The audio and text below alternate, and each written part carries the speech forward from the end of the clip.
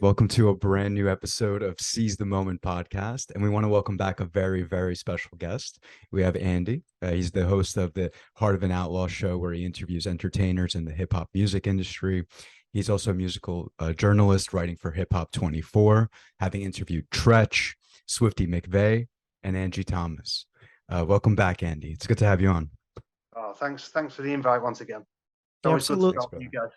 Absolutely, man. And so, before we started the show, when we had the idea of the show or what to make of it. So, I mean, and I want to get into this, but we wanted to start off talking about your show and some of the people that you interviewed. But as we started doing the show, and before rather we started doing the show, as we started talking to you, we were talking about what the NHS is like and the National Health Service system in the UK is like. So, what's so interesting is that Alan and I agreed to start focusing on that first because I think it's so interesting for us as Americans. We don't have anything that's even close to the NHS. So everything here is pretty much profit driven. And when you look at kind of what people see it as around the rest of the world, it's pretty much like, okay, Americans are greedy. They mostly care about money. And then like everywhere else in the world, like you have like these great systems, right? Essentially government funded, government run, whatever, regulated, etc. So can you tell us about what your experiences have been like of it and essentially what's been going on in terms of the protests that you were mentioning earlier? Yeah. I mean, it's really bad over here at the moment. I know you guys obviously you pay for all your medical Yeah. needs and whatnot. Over here, it's the NHS, where at the moment it's free.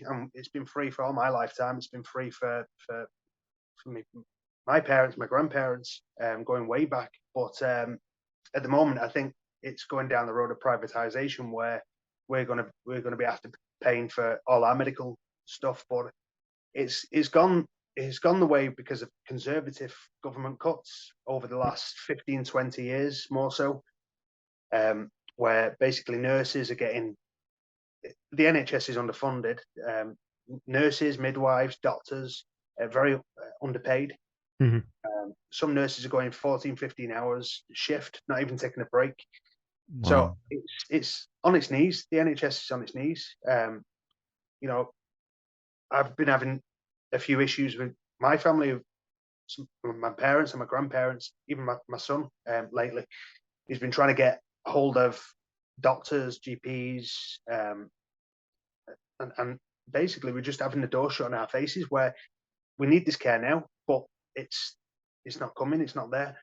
Mhm. I've been told for an appointment where going back maybe 10, 15 years, for an appointment, it would have been straight away, pretty much either the same day or the next day.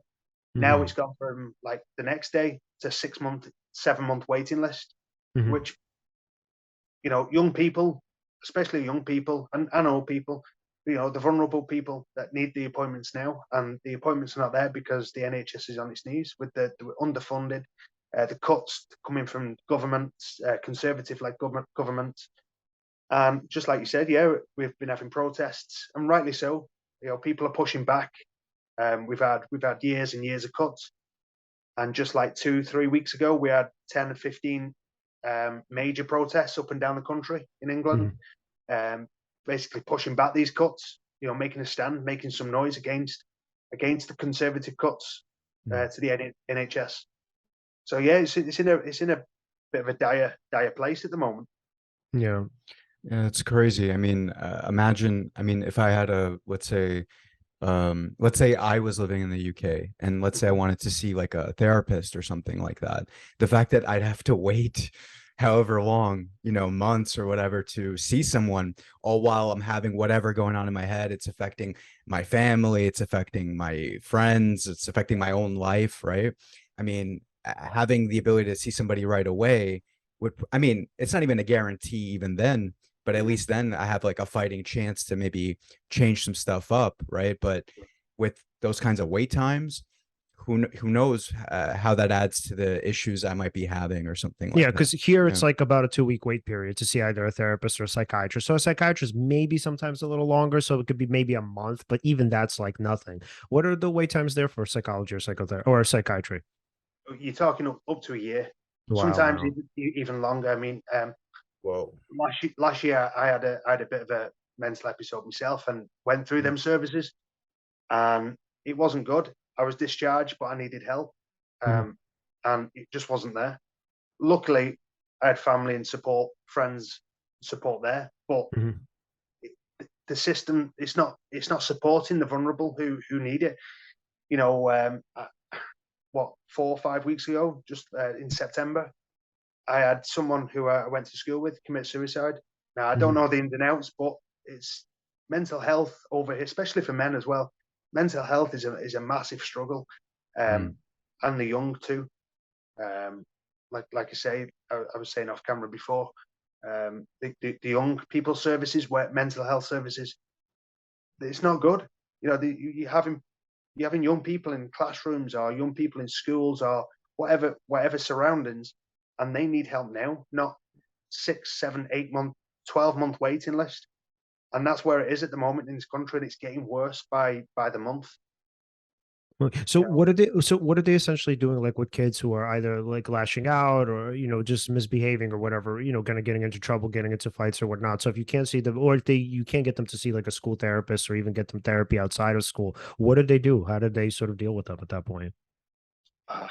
Yeah, I have experience in that of late, with my eldest, and it is lashing out for a reason. You can't control his emotions. These kids can't control the emotions. Whether it's, you take a look at the bigger picture, maybe it's something to do with lockdown, or you know, kids over here was away from school for over 2 years. You know, they was told not to go out. They was told not to mingle with anyone, not to go in the classroom. It was all over Zoom, and then they thrash right back in. And a lot of them can't cope with that. A lot of kids can't cope with that, and the emotions that built up, and the lost friendships, and you know, it's affected a lot of kids mentally. You know, so these kids, specifically young people in the classroom, they're lashing out at the peers, teachers, and the way they deal with it is suspension, kicking them out, even permanent exclusion. Even the police maybe have been called, meetings with parents, but although the parents are trying to do the best and try to, you know, get help for children or whatnot, the help's not there. So you're basically talking to a wall. You might as well talk to that. You're getting the door slammed in your face by these services. Wow. You know, because of it's because of the cuts. You know, we're being told, you know, the school's being told you're looking at 12-month waiting list. It's not good at all. It isn't good at all. And I'm going through it personally with my eldest, but I know several other parents from different schools in my area who are going through the exact same thing. And this only creates a problem maybe for in 2 or 3 years' time, when the age of criminality, which over here in the UK is 10.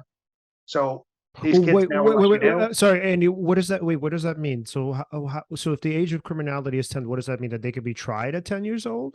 You can be arrested. Yeah. Get the fuck out. Yeah. Wow, man. Whoa. So, you know, as parents, on a personal level, as parents, I own that. So I'm trying my hardest, you know, to get him help from maybe educational psychologists. And you know, don't get me wrong, the school's been great, but they're contacting NHS, and different other mental health services, and the funding just isn't there. And it all comes down to funding. It all comes down to government cuts. And it's time to take a stand. And that's what we should be doing. And people should be waking up. And, you know, our young people shouldn't be suffering. You know, it takes a strain out of the family unit, which nobody wants. And, you know, we've got, you know, bringing added stress into the family home. And it has a knock-on effect with everything. Right. And COVID, for example, right? I mean, because of that, I mean, people saw that really you could, you know, things can be locked down. Your ability, your freedom could be taken, right? I mean, there were reasons for that, but the point is that it kind of probably built up in people like this sort of like tension or anger, right? Where they're even more willing to, you know, take action, more willing to protest, right? And before you were saying like COVID had the pandemic had a huge impact on children, but also on us too, right? I mean, For me, like I mean, after being ready, sitting at home all day for like 2 years and then trying to interact again with people, it was so different because when you'd go around with the mask before and you're walking down the same block and somebody's coming towards you, first of all, you have to be a certain distance from them, right? So you can't even be next to them. Yeah. And then I got used to also not even looking at people when I used to, you walk down the street, you might, you're not like staring at somebody, but you'll give them like a look or just you notice them. I got so used to that even now we're not even really having to wear masks outside, but I'll still notice myself walking down the street and somebody's walking this way very close and I still don't even look at them, which is kind of bad. I'm trying to rework that, but No, it's New York, so I don't know, Andy, if you've ever been here, but like you can't really make eye contact with people. They get pretty offended by that. so that plus COVID and all that, it's rough, even relating to other people. Like before, you had to not be next to them, or dating or whatever. Like getting used to all of that, it's interesting. It's like relearning how to be, Yeah. So I can't imagine how it is even for kids, because when you're at a young age and like 2 years of your life, especially if you're young, is locked down or in a pandemic, that's probably even more impressionable on somebody than if you had like 20, 30, 40 years Right. and then you have that. So, Right. And then so Andy, and then with the protests, man, like, so is it that so here in the US, like we have like significant grassroots movements. Like, so I'm sure you probably know, like with AOC, Bernie Sanders, obviously, like a lot of the Dem socialists. I mean, we have like these groups have like thousands of people behind them, right? If not even millions, probably. But like, do you guys have anything like that there where you have like strong grassroots movements behind the protests, or is it just like a couple of people doing it?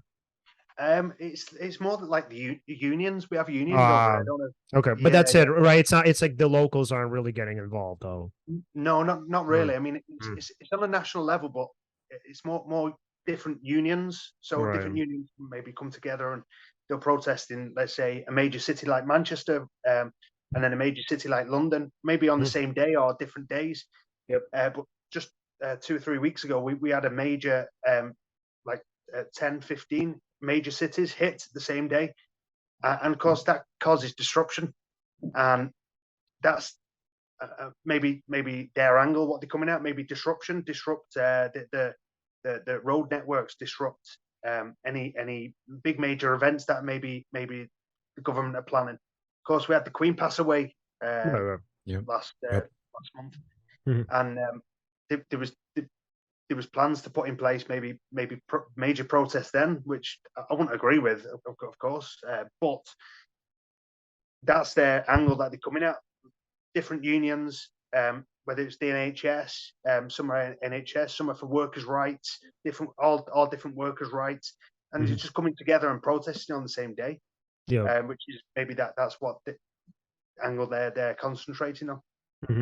So, and I mean, obviously, you probably don't obviously necessarily know the answer to this, and that's okay, but I am curious. So, because in the US, like we're heavily political, right? Depending on, I mean, regardless rather of what side you're on. I mean, everybody here has a fucking political opinion. So, what's that like in the UK? Like, so I know you said before that, it's mostly kind of unions, but is it that most people aren't that politically involved, or what's going on?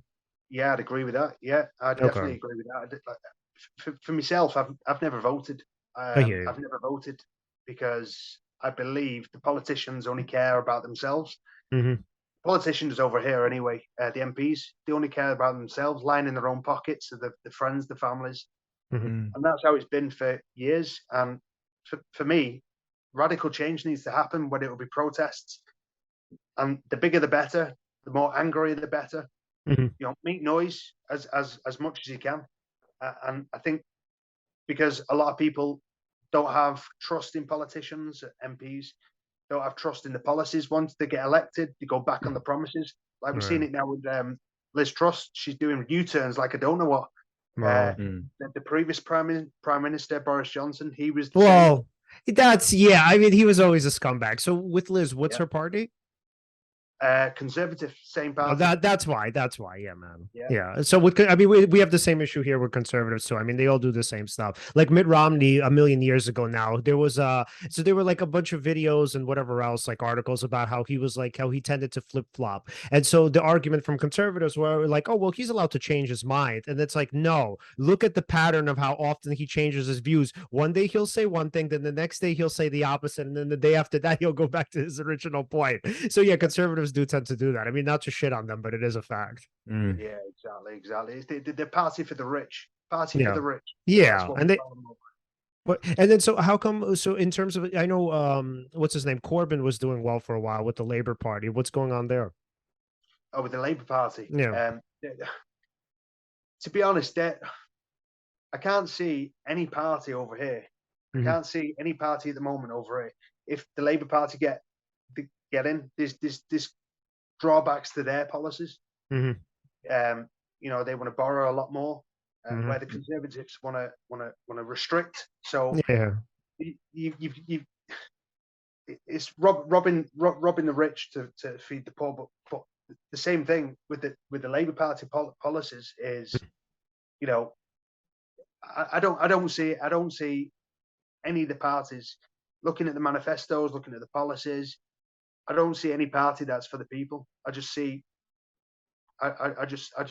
doom and gloom, and that's Oh, what a lot man. of people, thousands of people over here at the moment, you know, are seeing that, and they don't trust the government. They don't trust whether you're Labour, more so Conservative, of course. Conservative have been in control over here for what 15, 16, 17 years. And it Whatever could it is. even be argued that Tony Blair was a conservative too.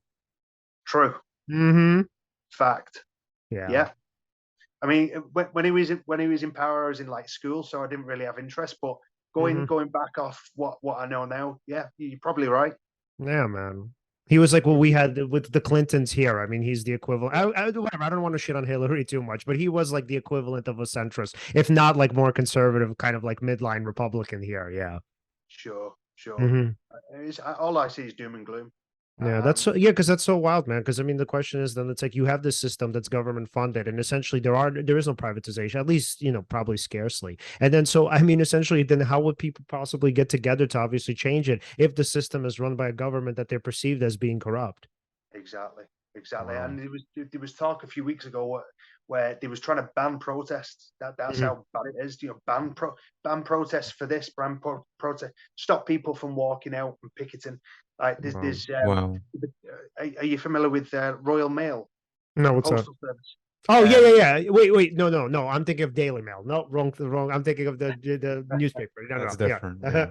Oh yeah. We have something called the Royal Mail over here. It's government funded, but they're walking out a lot. They've got coming up to Christmas because people are sending Christmas cards, packages, presents from all over the globe, and now they're walking out now overpay, which rightly so. They've not had a pay rise and God knows how many years.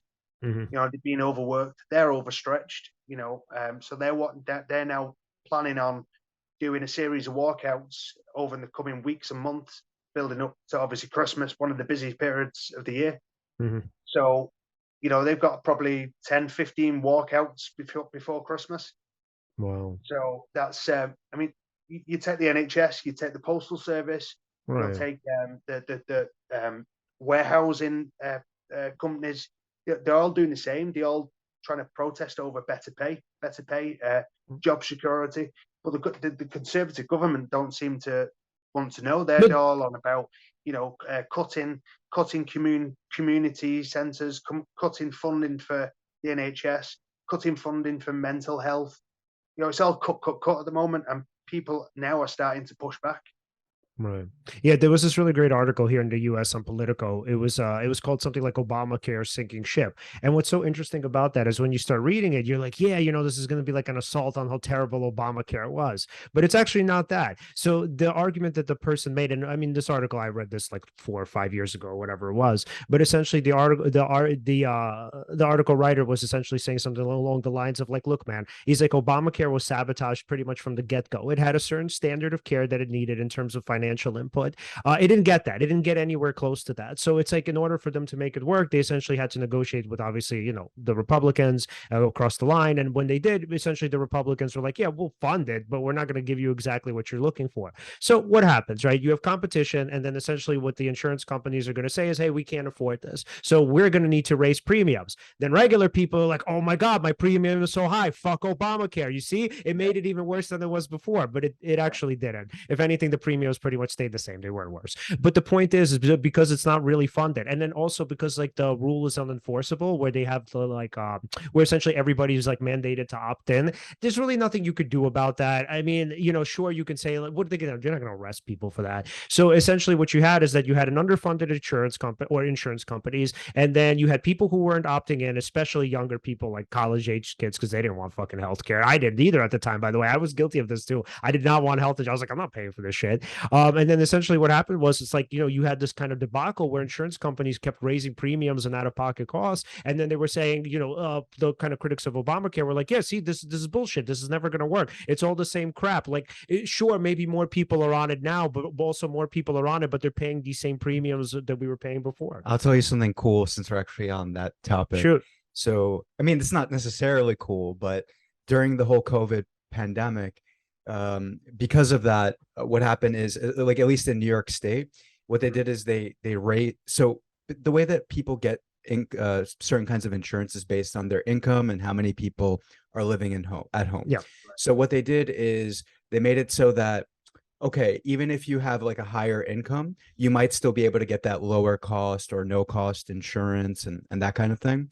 And there was this one type of plan. It's like an Obamacare plan, but The basic. So it's something called an essential plan. The basic, Long story short.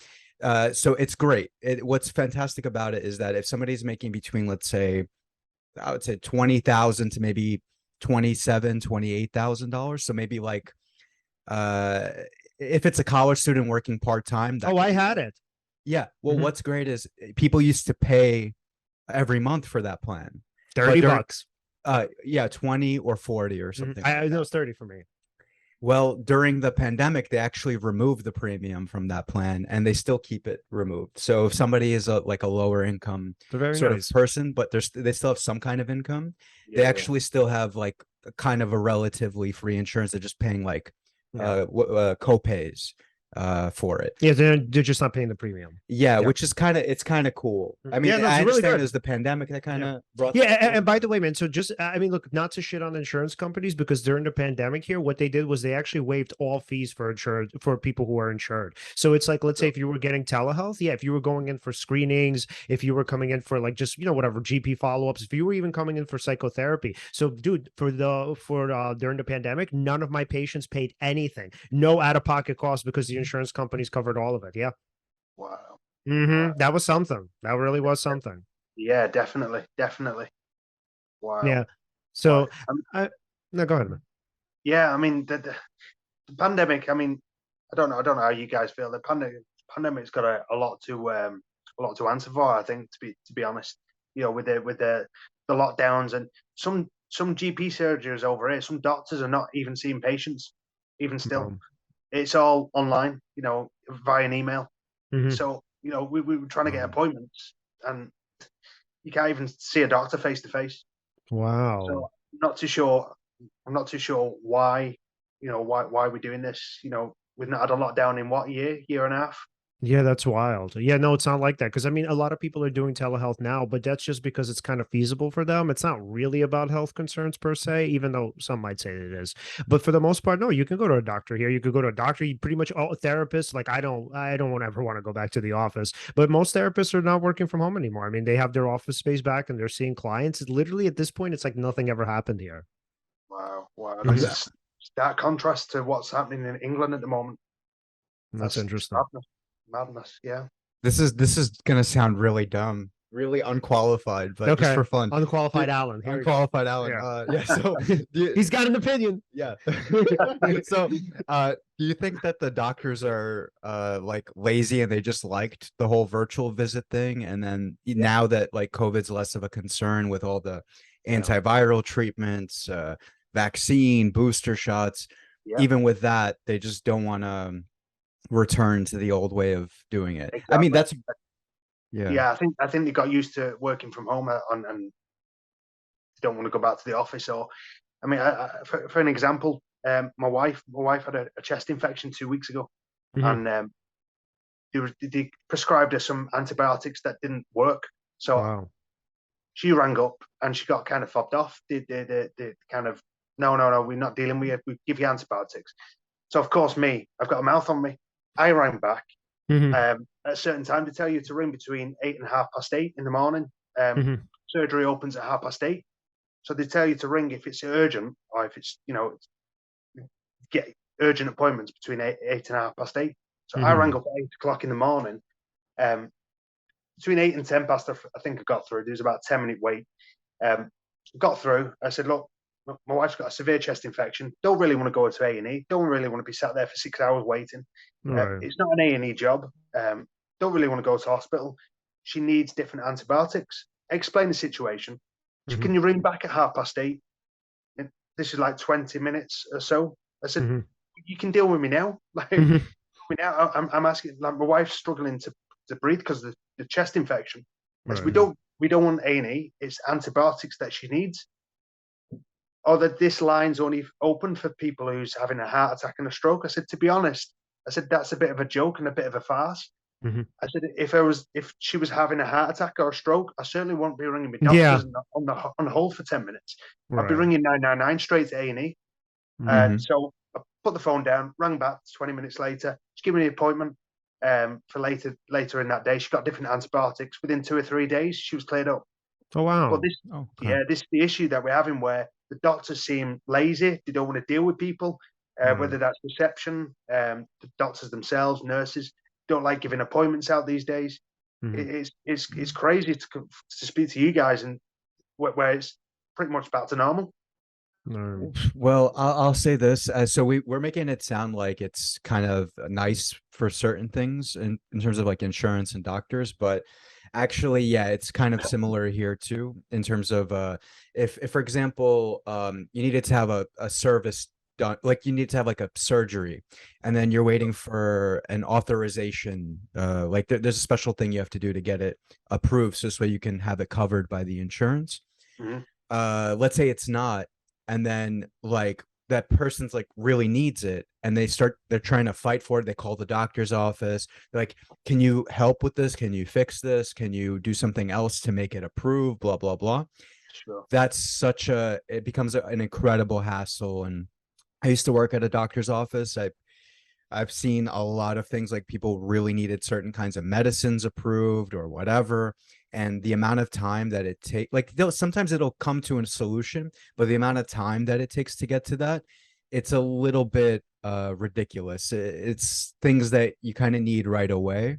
Yeah. And our system's kind of weird for how things get approved and what counts as like what they call medically necessary. Yeah, that's true. Yeah. Yeah, Mhm. so yeah, it's not perfect with that kind of stuff. Yeah, I'm with you. I'm with you. Sounds a lot better than here at the moment, though. Oh, it is. Yeah, no matter what. I mean, no matter how you kind of spin it. All right, guys. So let's move on to like lighter topics and some things. I guess So something. Kanye West. No. No, no, no. So something more fun. All right. So Andy, obviously we've been keeping up with your show for the past year, man. Like you've had some really epic guests, right?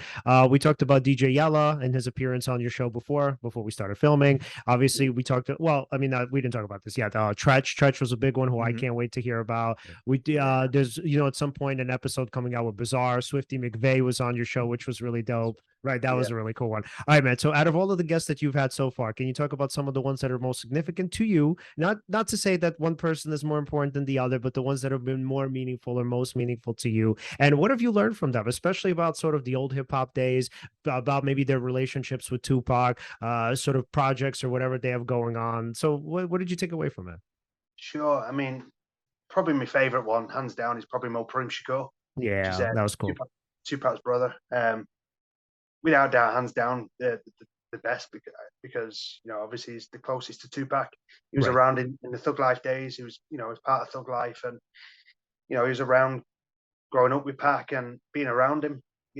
And although it wasn't a long interview, it was the most meaningful, because he was the closest Tupac himself.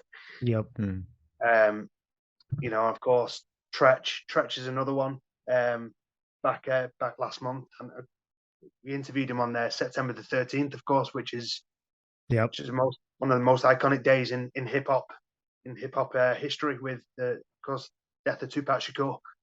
So, you know, to talk to Treach, he was very close to Tupac back in the early 90s, and you know, and of course he's remained loyal even to this day. You know, he has a tattoo of him on his arm. He has literally the full figure tattoo of Pac on his arm. Yeah, he does. You know, and one of my regrets from that actual interview is I hadn't noted him in my mind to see the tattoo, and completely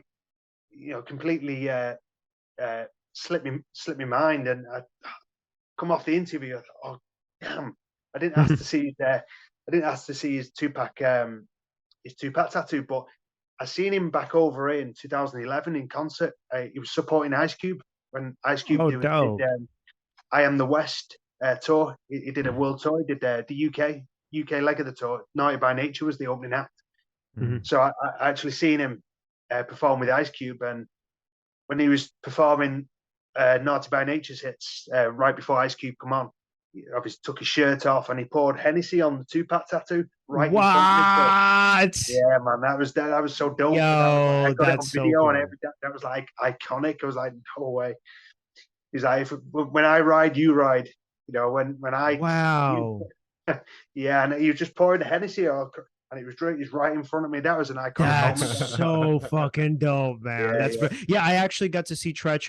When was it? 2017. So they did they did a concert. It was Casey and JoJo, Genuine, which was for people who hate Genuine, I don't fucking understand it. This guy, like, he sings songs from like 20 years ago, and like his shows are jam packed. Like he fills out stadiums, right? So it was 112, Genuine, Casey and JoJo, and literally, so Casey and JoJo do a tribute to Pac. So they do How Do You Want It? As so, you know, the place goes nuts as soon as they start playing How Do You Want It? And then they're like, this is for Pac. Like, Pac would always be our N-word, you know? And everybody's like, yeah, fucking Pac, right? And then out of nowhere, all you hear is like, and I'm like, wait, is that fucking? I'm like, why are they playing Treach? Why are they playing Naughty by Nature? And Treach comes out of nowhere. So he does a surprise appearance. Yeah, so he did Hip Hop Hooray. He did obviously OPP, and I think maybe there was one more song that he did. So yeah, and they did like a full tribute to Pac. So it was Casey and JoJo and Treach on stage. Such a dope show, man.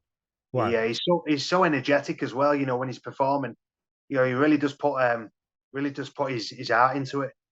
Yeah, you know, man. So I kind of conveyed that to him, and you know, give him his flowers while he's still here. Of course, we're losing so many legends of the music industry, you know, hip hop industry at the moment. Of course, Coolio passed away not too long ago, and so many people who are dying, and just to speak to this legend, Treach, you know, from the 90s, and he's still making hits today. But yeah, he was another one. Of course, what did you take away from him, especially in terms of his relationship with Pac? Because that was an important part of your show with him.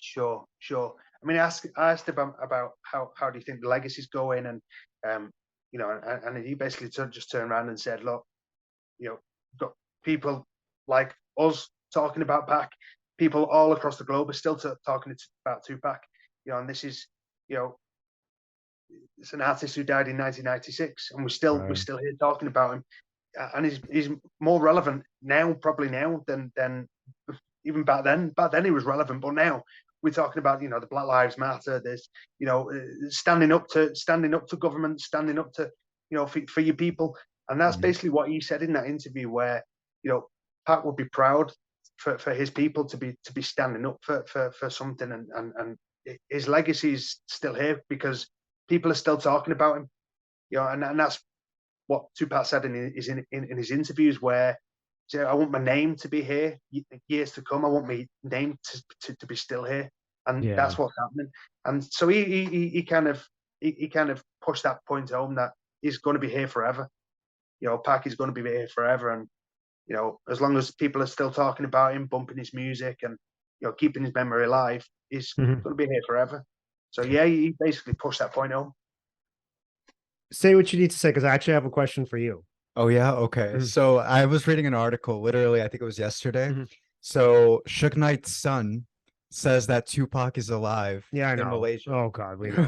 Yeah, I think we all know. No, I know. And I'm like, oh, come on, another one. Napoleon would have told us. He would have been like, "Bro, Pac's alive, guys. Like, don't film this. Or But maybe Pac's not. alive." He said if he told anyone, like anyone who knows this Yeah. secret, will get, killed. Oh, they'd get killed, right? By Yeah, who? By I don't know. by Pac's mercenaries. Yeah, but what you want to? Yeah. So wait. So if you had to guess, why do you think that? Why do you think that Treach got that tattoo? What do you think his reasoning was? Honestly, so this way he can still be alive, like in a way. No. So the reasoning is when he gets laid, Pac gets laid at the same Yeah, time. Yeah. yeah. He actually says, Yeah. can I cut? Can I swear? Please. Oh no. Yeah, dude. I swear all the time here. You do it.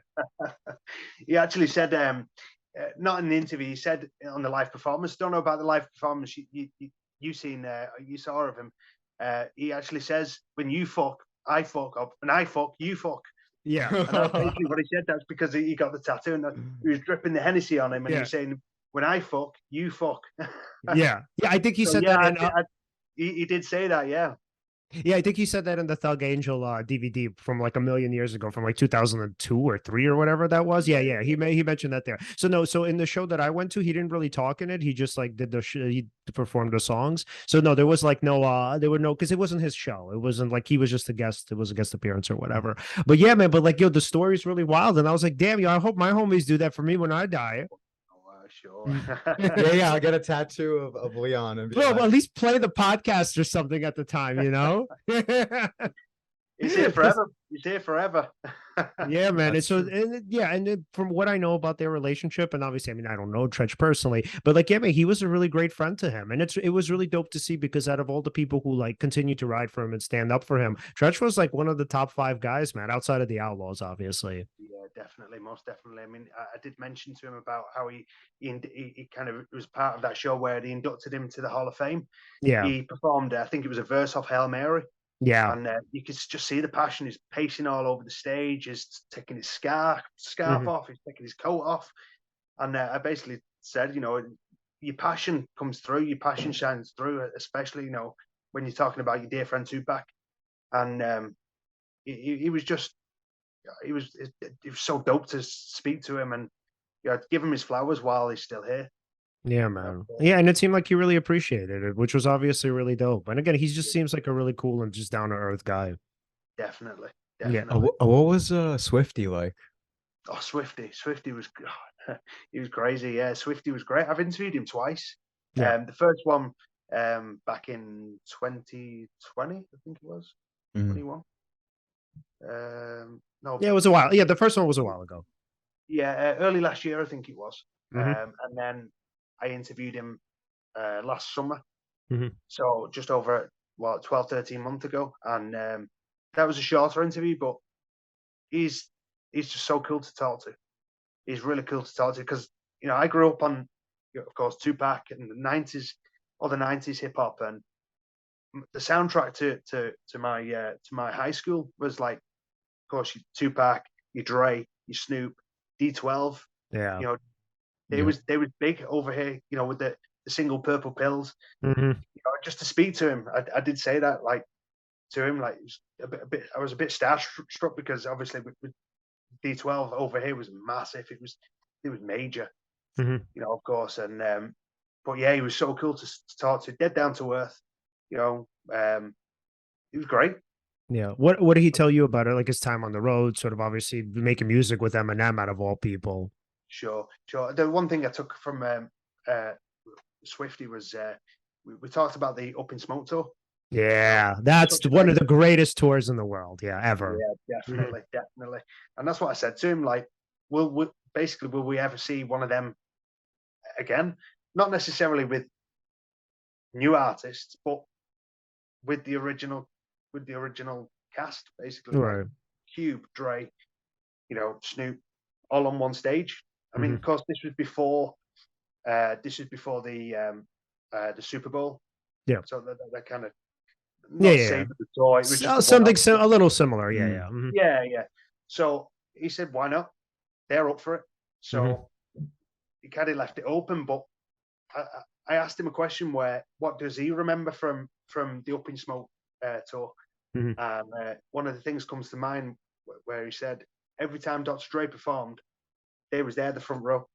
So they'd stop doing what they'd do backstage. They'll go basically front row, and they'll be watching Dr. Dre, Dr. Dre and Snoop Dogg. Every single time Dre performed, it was just like a student. I think he said we was like a student just in awe watching him. Mhm. So that's something that I took from that interview. Was like, wow, these guys were literally, you know, shoulder to shoulder with Dre. Of course, with them, they was touring with them. And of course, I asked about how was it, you know, making music with Eminem, and he told me about how the struggles that Eminem had because of his skin color, and what struggles he had coming up, and basically the hate that he got because of his white. You know, he was accused of trying to make black music white and this, that, and the other. So I had a really good conversation about that.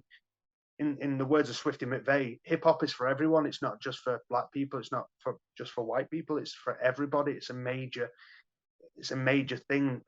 You know, but you know, in 2022 now, you know, it's in everyone's homes, it's in everyone's cars. You know, back in the 90s, back in the 80s and 90s, it wasn't. It was, you know, I think Treach actually said it. Treach said it not too long ago.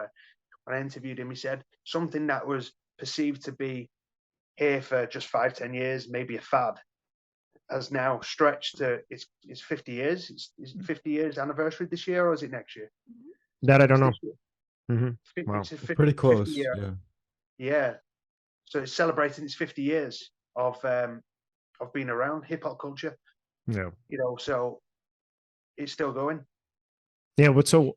No, real quick. At the time when Eminem was out, right? I mean, the only other famous white rapper, and I don't even think he counts, is Vanilla Ice. He counts. No, you know what? People shit on him. He actually does count, man. But it's not that kind of style. No, it was, but he was decent. And people are gonna be like, "Oh, I can't believe you say Vanilla Ice was good." Vanilla Ice was a good rapper. Table and menu. Yeah, he was a good fucking. And here's the thing. I guess if you accuse him of not writing his songs, which maybe he didn't, that I actually don't know. But the songs themselves were fucking good. Oh yeah, that beat. Yeah, well, that's not.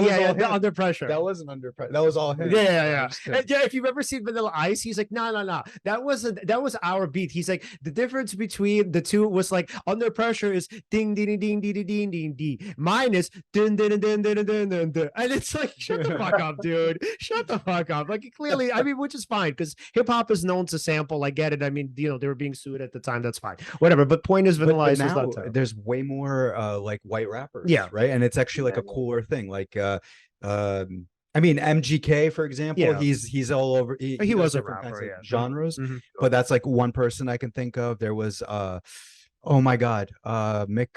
Wow, the guy who died, who was dating oh my god. All right, you know, let me not talk about Macklemore. Yeah, Macklemore. Oh, Macklemore, yeah, of course. Yeah, whatever. I'm gonna John Cena. John Cena, sure. I didn't see him, but what's up, Andy? There's a few English rappers who are white. You got My Righteous, who I interviewed, Keiko, who's a really good rapper over here. These are like political rappers who rap about the current state. You know, so there's a few white rappers over here in the hip hop over here. Maybe not mainstream, but they're really good to listen to. Yeah, I feel you, man. And you know what's interesting? What I was thinking about when you were talking about like just Eminem and just obviously Swifty working with him. I was listening to the Rick Rubin podcast recently on the Joe Rogan podcast with Rick Rubin on it. And so Eminem told Rick Rubin, he's like, "Oh, you know, like 98 or 99% of the stuff that I write, I actually throw it away." And so Rick is like, "Wait, why do you do that?" And he's like, "Oh, I just do it like to keep my mind sharp." So he's like, "I'm always writing. I'm always thinking of lyrics. I'm always writing stuff down." And he's like, "Most of that stuff never makes it on albums." I was like, "Wow, man, this is a person who's really fucking dedicated to his craft." Yeah, most definitely. And just think, you know, all them raps that he threw away. You know, 98% of the raps that he threw away. Wow. Yeah, right. Can you imagine what those are? Yeah. Let's go search the garbage, get the bins. I know, man. I was Some kids literally in thinking there. the same thing. Yeah, like Prince, for example, he had a whole bunch of like music and music videos that were never released to the public. Oh, He I had didn't know. like a vault or Right, something right. like that where he kept all that Yeah, stuff. I would love if Eminem had like a version of that, but I think he does actually probably just throw it out. Yeah, So, that's so yeah. wild, man. And so I mean, like, not to get off topic too much, but it's sort of on topic. I was watching the other day, there's a documentary on Showtime about the singer Sinead O'Connor. And so, if you guys kind of know a little bit about her, so what's so interesting about her, speaking of like political kind of activist type singers, rappers, whatever, what's so interesting about her is in the US, people here are fucking stupid, like literally fucking stupid. So she goes on Saturday Night Live, she like burns a picture of the Pope, fucking who cares, right? Because like to protest, whatever it was, wow, how Child, yeah, right, molestations and like the priesthood or whatever, right? So I like can't believe that slipped my mind. pedophilia, yeah. Yeah, pedophilia, right? So essentially, Yeah. so she does this. She goes and she burns this thing in effigy, or not? She wasn't an effigy; it was literally just a photo of the Pope. And so all of these people flip out. Joe Pesci goes on Saturday Night Live, says he's going to smack her, like, "Oh yeah, violence is the answer for burning a photo." You're absolutely right, fucking Joe Pesci. So they kind of ban her, right? And then she falls off the face of the earth. And literally now, like 20 years later, she's having this great resurrection here. And I'm watching the documentary, and the thing that I'm thinking of, I was like, if I could ask one like question to Sinead O'Connor, I would be like, do you know that you were one of Tupac's favorite singers ever? Fact. Which is Yeah. so wild. I was like, yo, if I ever get to interview her, I'll be like, yo, do you know like that Pac loved you? Like, how amazing is that? Wow. Mm. Wow. Exactly. And I think Pac's maybe seen that in a standing up for what's Yeah. right, basically. And it's very similar with how he liked different types of genres of music where you wouldn't think he'd like in maybe rock music, or you like to maybe listen to a bit of classical music, Yeah. maybe a classical piece, or and a lot of people don't know that. So yeah, it's a good point. Yeah. Good Yeah, point. But man. yeah, definitely try to get that to her. Maybe see if You she know, knows. See if she knows how Pac felt about yeah, being a favorite artist. and you know what's so dope about her is, so somewhere in the documentary, so I don't remember if it was somebody who asked her if she's just recounting the story. So it's something along the lines of, she says, well, so when I finally lost my stardom and my popularity and my shows completely dwindled, so she got even booed at a fucking Bob Dylan concert, which makes no sense, because they're like, if you're booing her, why are you here to see Bob Dylan? Like, he's like Yeah, the exactly. ultimate, yeah, he's like the ultimate like left winger, right? So Yeah, essentially, when she lost the popularity, people are like, oh, you've lost like your status as like a British pop princess or whatever. She's like, I never fucking wanted it to begin with. She's like, I never wanted to do this or be this person that these fucking record labels wanted me to be. She's like, thank God. She's like, I don't yeah, want that on my background. So it's kind of interesting that you kind of have this person who, again, they're trying to build her up as like maybe the next Madonna or whatever, but she mm, wasn't going for it, man. She was never that person. Mm. no, definitely not. I couldn't see it. I couldn't see her as the Madonna or anything like that. She's, she is outspoken, and rightly so. We need them kind of artists, I think. Especially these days. These days, people are like woke, like super woke, and get offended over nothing. Yeah. Yeah. Like you say, just burning a picture. Someone threatens violence, and that's No. madness. Mhm. Absolutely madness. Yeah, man. And then, so, I mean, now touching on some of the people that you talked to behind the scenes, which I actually, for me, was okay. I don't want to sort of try to kind of classify it, but I did like some of your interviews more with the people who were sort of more behind the scenes than the people who were. So, all right, I just want to be careful with what I say, because I'm not trying to disrespect anybody. But like, with the people that you talk to in terms of like the rappers, like a lot of their stories, I mean, we kind of already know, right? So it's like they're great stories, but you can kind of find them in a lot of places. Like, with Treach, I mean, I knew the tattoo story from like a million years ago, but I Yeah, really like the stuff that you get from the people who work behind the scenes that many people don't know about. So a particular interview that really stood out to me was the one with Wendy Day. She shared Uh, so much great information about Pac that I would have never even known about. I was like, wow, this is really cool. So can you talk a little bit about her, some of the things that she said, and obviously her relationships with some of these big players like Tupac and yeah. Eminem? Oh man, shout out to Wendy Day. She was just Yeah. like an encyclopedia of hip hop. Mm-hmm. Honestly, she was an encyclopedia of hip hop, from the ins and outs from the music business, where she's going into different numbers. Like, it went over my head at first. I had to rewatch it. I was, wow. And she's, of course, she's brokered some of the biggest deals with I think it was with Cash Money. She was involved in that deal. She of course she doesn't want to take credit, but people credit her with, of course, finding Eminem. Yeah. Of course, with the rap battles in 90.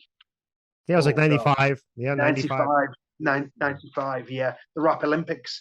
Yeah. And basically, Eminem was ready to give up rapping. He literally had nothing to his name, and he was riding on this battle. And I think he come second. I think he lost in the battle. And it was Wendy Day who shopped his mixtape because he was handing out the mixtape. He was handing out his demo. It was Wendy Day who heard that demo, and then somehow that demo went from Wendy Day into Dre's hands. Wow. Somehow.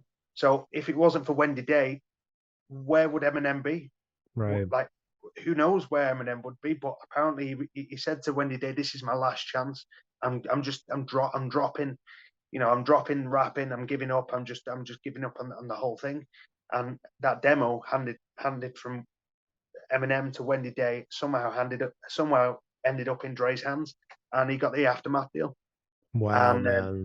just hearing that story was like, wow, that's epic. That is really epic. And she went into details with that, and of course she was friends with Tupac and in business with Tupac, of course, with the euthanasia deal. And she went into detail about the death row stuff, how she was trying to advise him, not to go. She wasn't a fan of death row. She made that clear. She made that clear to Tupac, and it was unfortunate how things ended up, of course. But she did confirm that Tupac was leaving death row. People say he wasn't. People say he was, but apparently she confirmed that he was leaving death row. He wanted out of death row when he died, and that was mind blowing in itself. Of course, you got someone here, like you say, behind the scenes, who's trying to do these business deals or go into business and make business moves for the likes of Tupac and yeah, Wendy Day was just an encyclopedia of hip hop. She was mind blowing. Yeah, what was cool is that she used to send him books in prison. She did. Yeah, and one of the books was Mcvay. So and she even said that, I sent him the Mcvay book, and I kind of said, well, you basically inspired one of the most iconic hip hop albums ever. Wow. And she started laughing, and I don't think she gets the credit that she deserves, Wendy Day. Yeah. She is. I spoke to Razkaz, and he called her the angel hip hop. Wow. I kind of agree. She and she's still doing it now with newer rappers, upcoming rappers, and she gives a lot of game out on Instagram for free. And one of the things she did say about Tupac, how Tupac, one of the questions I did ask her was, did you learn anything from Tupac? She said, yeah, he was always telling me that I should charge for my services, so I should charge for giving this service or brokering deals, and she didn't. She never charged, and that was one thing that Tupac actually said. No, you should charge because we value, as musicians, we value this, and you should be charging. You should be looking out for yourself too, not just artists. And yeah, so that's one bit of advice that Tupac actually gave to Wendy, which was I think was interesting. But how did she become I mean, if she mentioned it, obviously she might have not, but how did she become a liaison for them? A liaison. Yeah, for musicians and for like making deals or whatever with either labels or whomever else. I'm assuming advertisers or whatever. How did she get into that? Oh yeah, I think she was in the media game, I think, and that's how she come about it. But she was very interested in the business side. She did go into that. She was interested in what goes on behind the scenes. But she got interested in seeing. Well, she didn't get interested. She saw firsthand how artists was getting ripped off by publishing and by these big name companies who were making millions off the artists, and basically seeing the artists get crumbs, while the big boys, where the record companies are getting the big checks. The artists who are actually putting the work in, and we're getting crumbs basically. And she didn't feel like that was right, and that's how, you know, she was giving advice to artists and brokering deals. Damn, man. Hmm.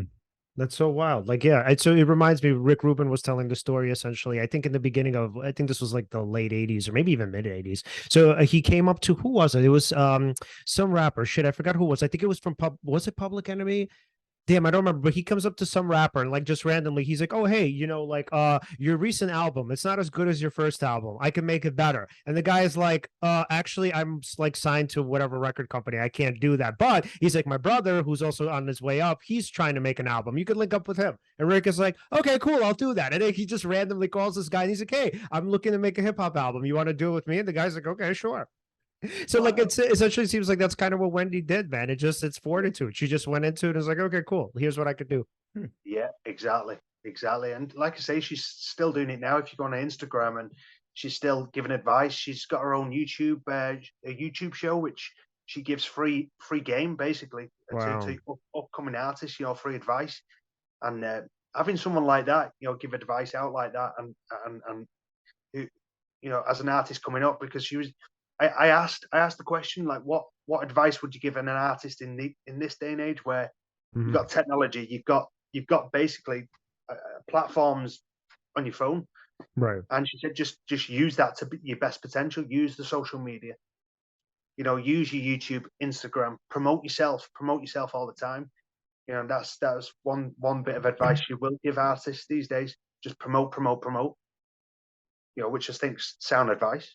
No, it's really good. Yeah. So Jeff Jarrett, who was on our podcast, like I think it was November or something of last year. So he on his podcast, on the My World podcast, so he was talking about like what happens when wrestlers like chronically complain about their positions, that they're not where they are, or they're not where they want to be on the card, like they're not main eventers or whatever close to it. So he's like, look, man, he's like, I hear you, I understand. It really does suck to not be where you want to be in your professional life. It makes a lot of sense. However, he's like, social media is what it is, and branding at this point is what it is. Where he's like, dude, go make a social media account, make videos of yourself, work on your character. Essentially, he's like, make stuff about, or make videos and whatever clips or whatnot about your character. He's like, do something with that. And essentially, what happens is, you know, when you get a following, and you know, for better or worse, the followings are what matter most. Once you get a following and people start noticing you, then you'll probably get start. Maybe we can't say that for sure, but you might get, you know, you start moving up the card. And I think that's essentially what she's saying. She's like, I can't obviously speak for her, but I'm going to assume the thought is that, look, we have so much more control over how we're perceived than we ever did. Because in the 80s, 90s, whatever, in the wrestling world, hip hop or whatever,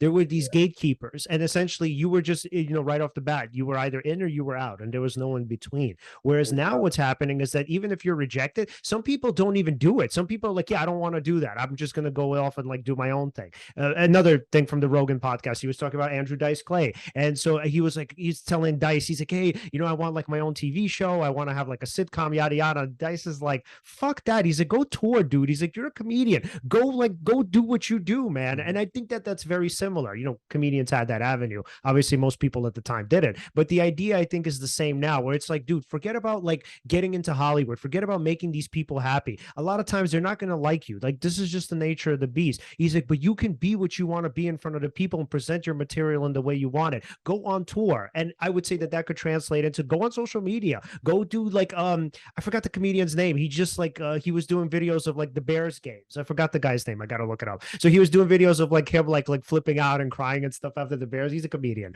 So, and it's like, it went viral. Like this stuff went viral. And this guy wasn't like a pretty famous comedian, but this stuff happens, man.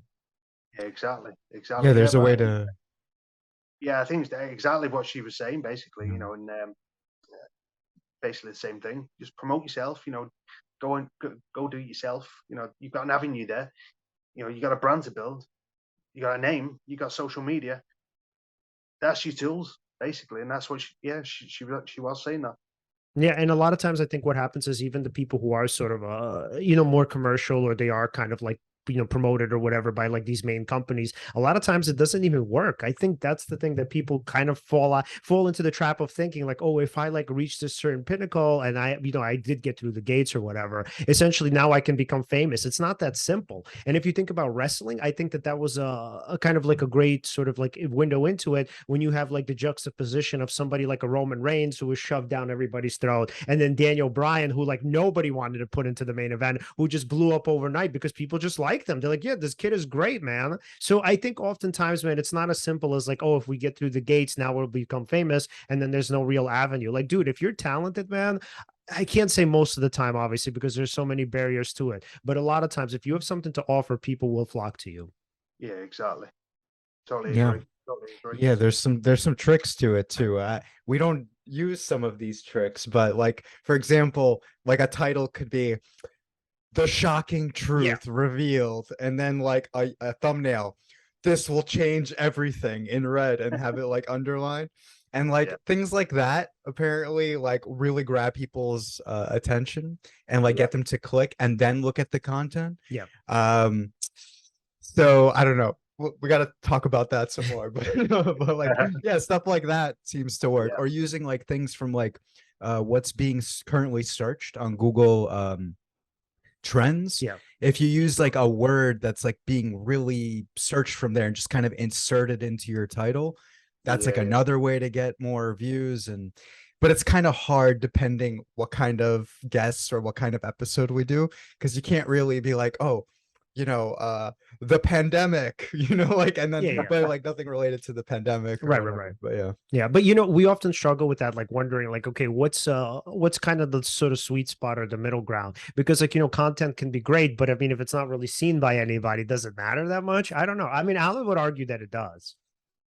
I would say it's both. Yeah, but it's hard. It's hard to do the latter. It's like the self-promotion stuff also only goes up to a certain point, because you do need help. Like even with somebody like Wendy Day, I mean, she did help these people. It wasn't just like, oh, Pac is talented or Eminem is talented, and boom, people are like, yeah, you're amazing. Let's give you a record contract.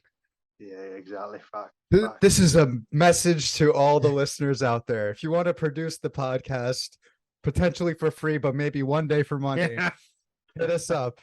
Seize the Moment Podcast at gmail.com. No, but I'm kind of joking. Yeah. But yeah, that's the only way I could think of. If somebody wants to do a kind of pro bono, I mean, it's like a startup, They're like, oh, we can't pay you. If we do start making money, please, we'll give you. We'll give you equity. We'll give you equity in the podcast, right? Whatever the hell that means. All right, so Andy, before or as we start wrapping up, man. So what do you got going on for the future, man? What do you got lined up?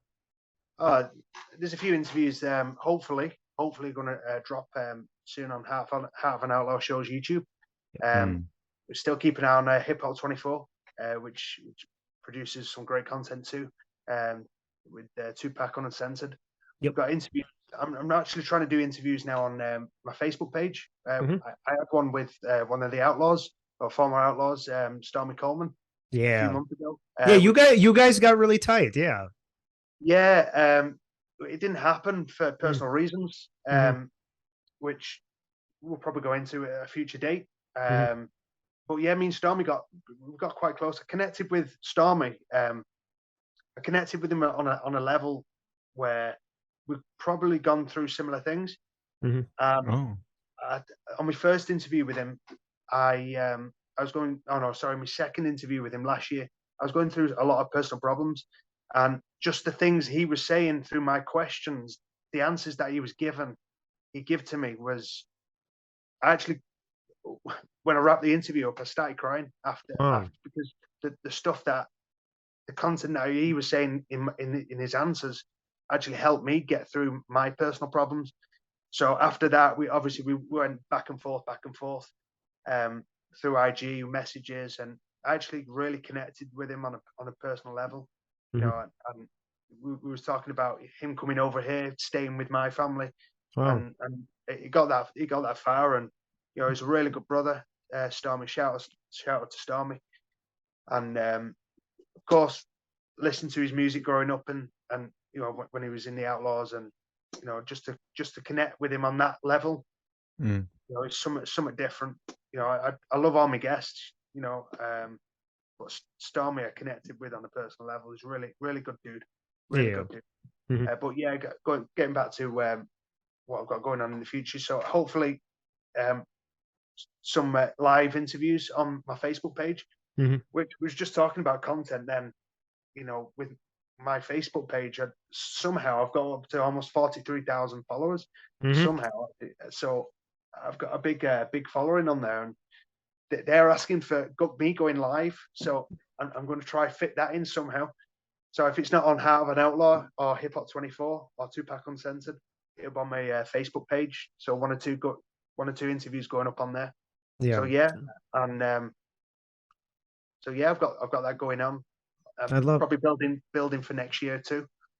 Yeah, I love that, man. Yeah, Damn. and the thing again that I appreciate so much about your interviews is it's not the stuff that you I mean, it is that too, right? It's the stuff that you get elsewhere as well, like in terms of like other interviews or whatnot, which is great again because there's so many things that people wouldn't necessarily know where to find or where to see elsewhere. But the thing that really plugs me in is the stuff that you get behind the scenes, like from a Wendy Day or a Razzcast. Pretty much information that makes you go, "Wait, what the fuck? I would have never assumed that would have happened." So that's why I think really for the most part people are drawn to your work is because you covered the behind the scenes stuff, the kind of underground stuff, the stuff that like real hip hop fans are looking for outside of, just the fun stuff or the stuff that you get in normal everyday interviews, man. So I really appreciate that about your work. Sure. And I love that from you guys, listening to feedback like that. That's really good to hear, and it's awesome to hear. One of them that I did with Nina Badrasha from yes, yeah.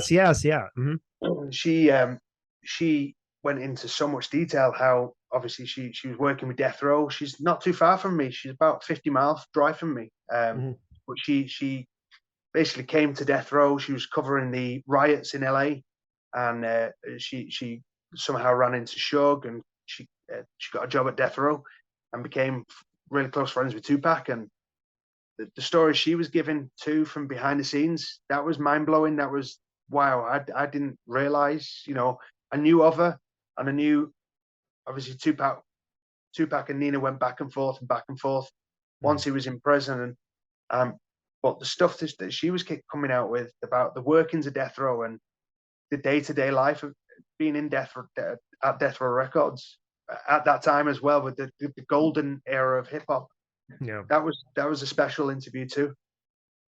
Yeah, man. And that also reminds me because like we both had Loopy D on. And for Loopy D, right? Here's this, underground journalist. And he has so many great stories that again, you would have never known. Again, all behind the scenes stuff. So it's always great to have somebody like that on. Again, somebody who's not necessarily mainstream, but who does have so much value to offer in terms of the actual culture. And super quick, just that story of him smoking with Biggie. Yeah. And then they hear gunshots. Yeah. And he's like, nah, don't pay attention to that. It's okay. They continue smoking. I was like, okay, that's cool. And then finally, they had to roll them out, and Loopy was like, all right, I'm out of here. That's normal. Yeah, club stuff, man. Yeah. All right. So, Alan, before we wrap up, final questions for Andy? No, I was going to ask where we could follow him, but that we covered that. So, I mean, Andy's got a few places, though. No, that's not true. We should still ask. Andy, where can we follow you? Social media, everywhere, websites, just give it all. Oh, yeah, sure. So I'm Andy O'Farrell. So Andy O'Farrell on all social media. So Instagram, Twitter, Facebook. Pretty much on my Facebook, I respond instantly on my Facebook. It's a lot bigger platform, but yeah, Andy O'Farrell on all platforms. Of course, hiphop24.com, tupacuncensored.com, and of course, outlawforlife.com. Check out them websites. They're hip-hop websites. If you're a Tupac fan, if you're a hip-hop fan, get on them websites. Heart of an Outlaw show on YouTube and Facebook and Instagram. A lot more content coming on there. So yeah, that's where you can find me. I love it. All right, Awesome. Andy, thank you Thanks so much for coming on again, man. It was so great catching up with you. Always have time for you. Always have time for you too. And it's a great platform. Thank you for the invitation. Absolutely, man. We'll talk to you soon. Brother. Take care. Appreciate you guys. Take care. All right, man. All right. Always good to see Andy. So if you guys want to follow us, you can follow us at Seize the Moment Podcast. We're on Facebook, Instagram, TikTok, and on Twitter, we're at Seize_podcast. And on YouTube, subscribe, hit the bell. And thank you so much for watching. See you next time.